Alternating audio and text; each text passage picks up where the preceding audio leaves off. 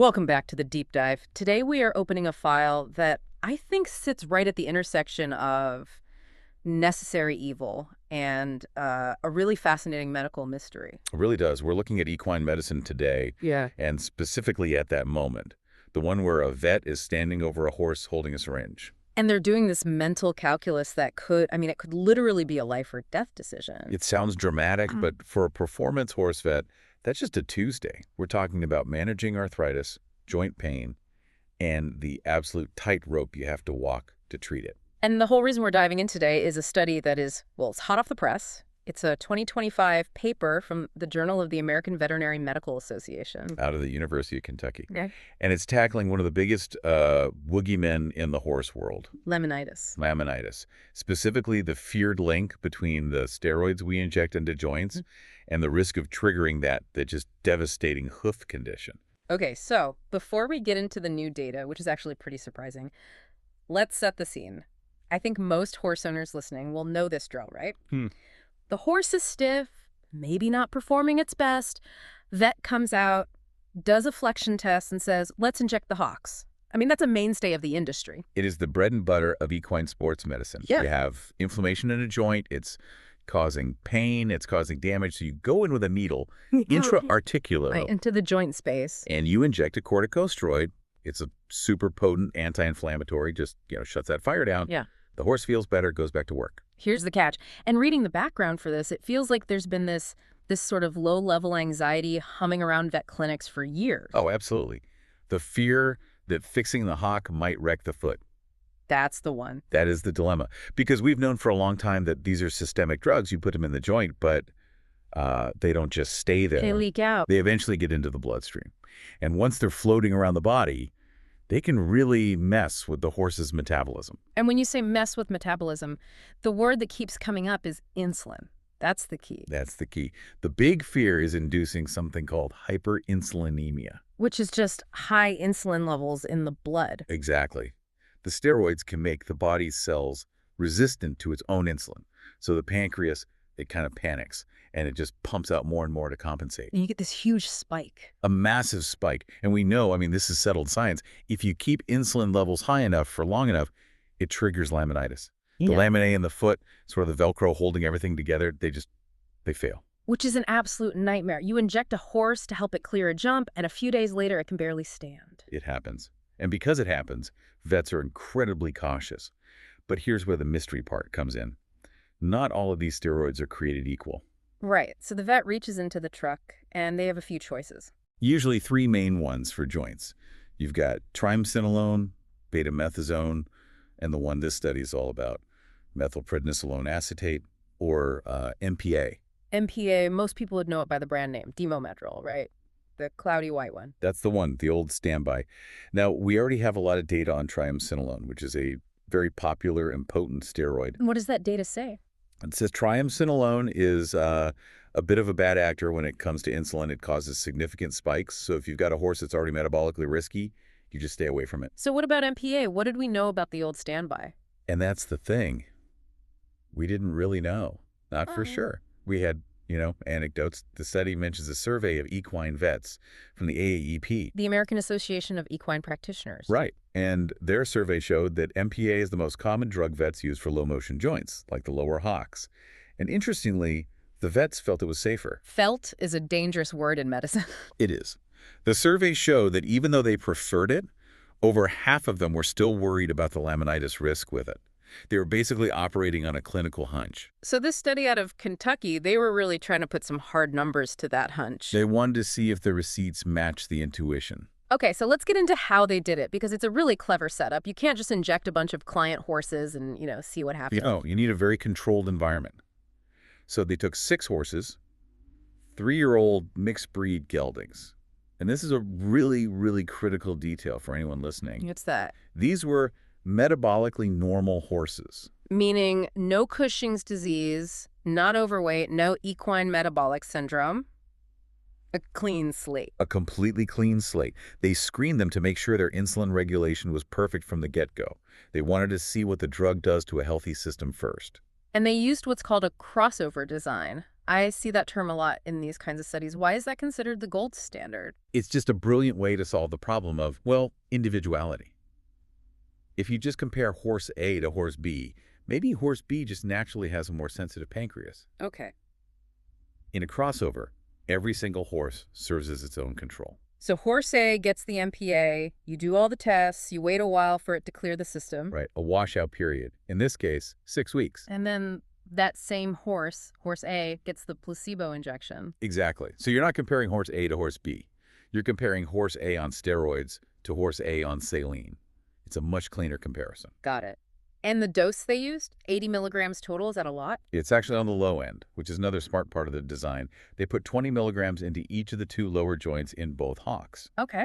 The authors point out that in the real world, vets might use up to 40 per joint or inject stifles in other joints at the same time. Yeah. So 80 milligrams is a very realistic, Right. even conservative clinical dose. So they weren't trying to, overwhelm the system. They were testing a standard dose. They wanted to see if even the minimum amount caused a problem. So they inject the hocks, but they didn't just sit back and wait.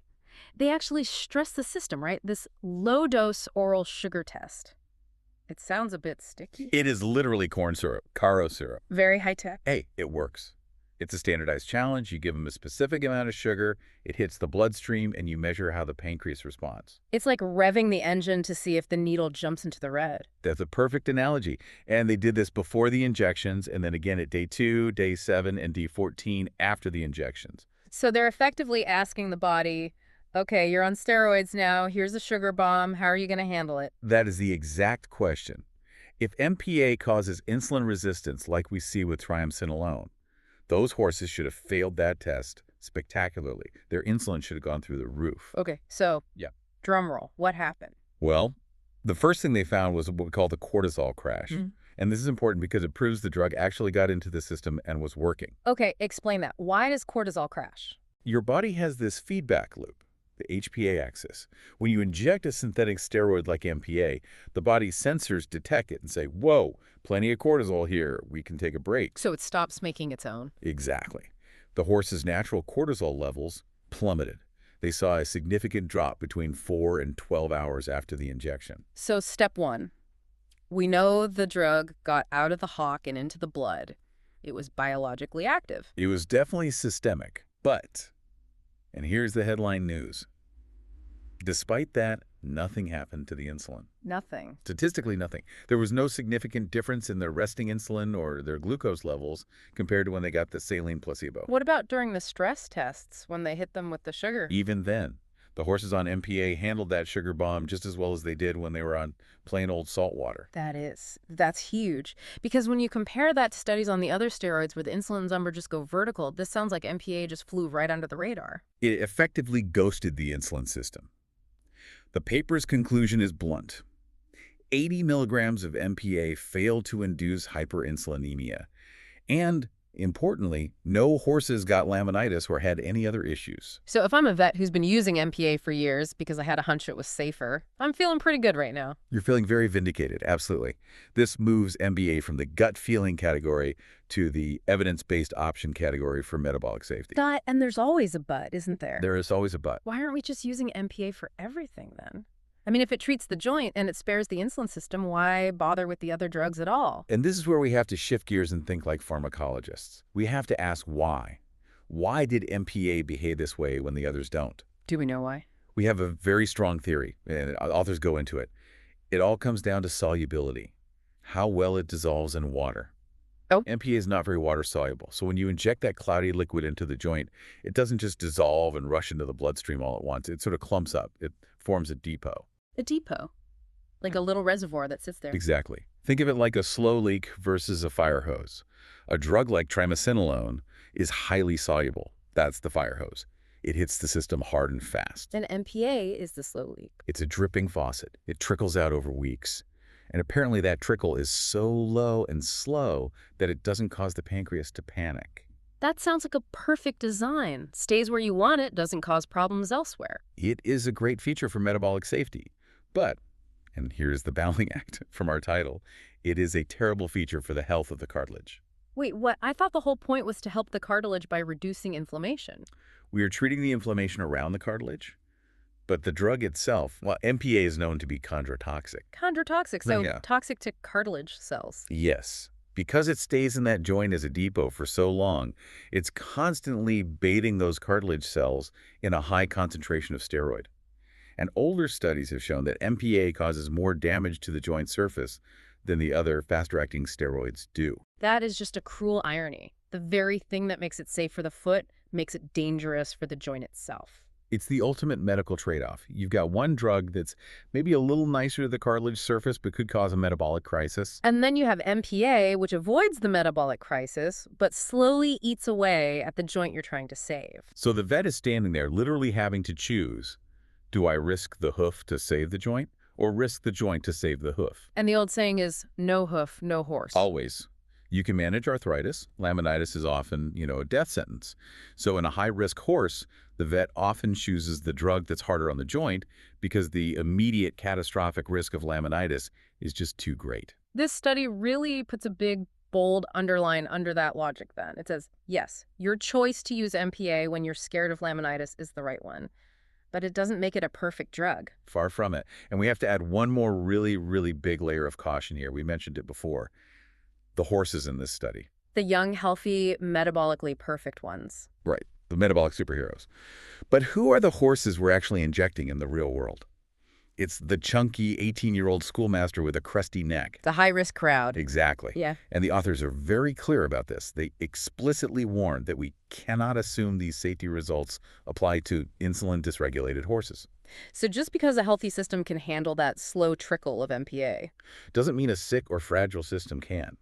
A pancreas that is already on a hair trigger might still overreact to even that small amount. We just don't know yet. So this isn't a green light to just start injecting every cushingoid pony. No. It's a green light to investigate further. It's a fantastic starting point. But it's not a free pass. Plus the dosage. They used 80 milligrams. If a vet is treating hocks and stifles, they could be using way more than that. And at a higher volume, that slow trickle might start to look more like a stream. The safety profile could change completely. So wrapping this all up, what's the big takeaway here for someone listening, whether they own a horse or they're just, fascinated by these complex medical decisions? For the veterinarian, this is a really powerful piece of evidence. It helps them make a much more informed risk assessment.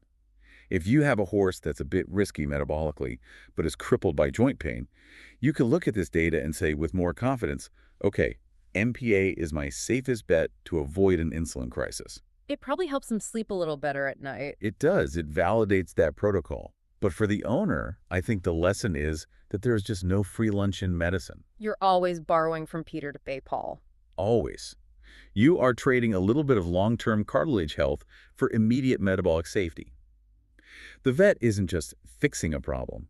They're navigating a biological minefield. It definitely changes how you look at that conversation when the vet truck pulls in. It's not just give him the shot. It's a whole strategy session. It is. And thanks to this research team, we have a slightly better map for that session now. I want to leave you with one final thought today. We spend so much time looking for the next big thing, the new molecule, the new technology. But this study took a drug, Depomedrol, that has been sitting on the shelf for decades. The real workhorse of a drug. And they found out something new and absolutely vital about it just by asking a better question. It really makes you wonder what else is sitting in our pharmacy cabinets, just hiding secrets we haven't thought to look for yet. Exactly. Sometimes the breakthrough isn't a new discovery. It's just a deeper understanding of what we already have. Thanks for diving deep with us today. Always a pleasure. We'll catch you on the next one. Stay curious.